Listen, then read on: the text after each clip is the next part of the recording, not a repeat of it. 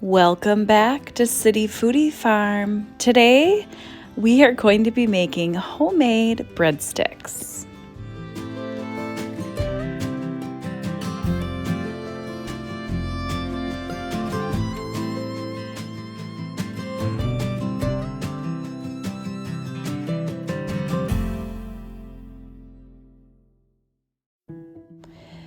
These breadsticks are so delicious. You will be amazed that you can make these at home.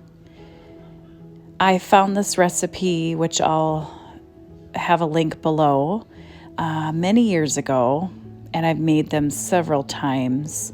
They go perfect with any homemade soup or spaghetti. And before we get started, if you're new to my channel, I love cooking and sharing recipes, so if you want to see more, make sure you subscribe. Now let's get back to the recipe. Making homemade breadsticks reminds me of making pizza dough. And just like with pizza dough, I'm going to be using my KitchenAid mixer. You'll want to add warm water, yeast, and some sugar. Mix it, let it sit, and come back 10 minutes later. Your yeast will come alive. Add some more sugar to it and your flour and salt and your olive oil. And that is it. You want to mix it together. And once you mix it a little bit with this recipe, you're going to be adding in more flour. And you'll kind of wonder, when is this going to start coming together? But it will. See? Keep mixing it. Just like pizza dough, you'll want to mix it for about 5 to 7 minutes. And then it will be firm.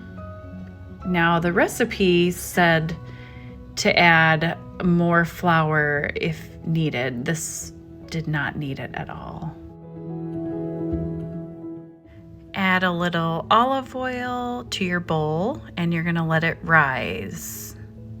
Rise for an hour and a half. It should double in size. You'll want to punch it down, and you're going to be cutting it into 12 pieces, and I ended up cutting it into 13 by accident, but my daughter loves to play with dough, so I just gave that to her.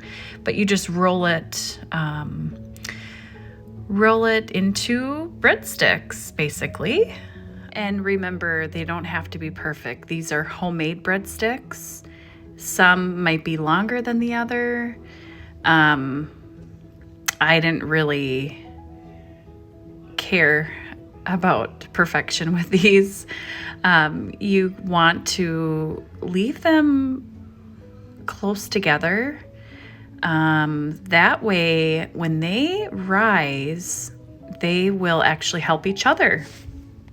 And if you haven't already, your oven should be preheated to 425 degrees.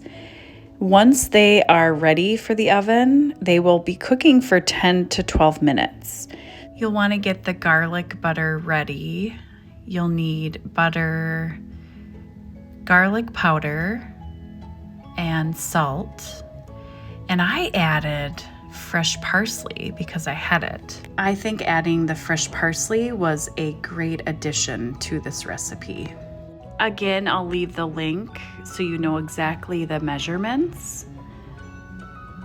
Now that they have risen, they were rising for an additional hour.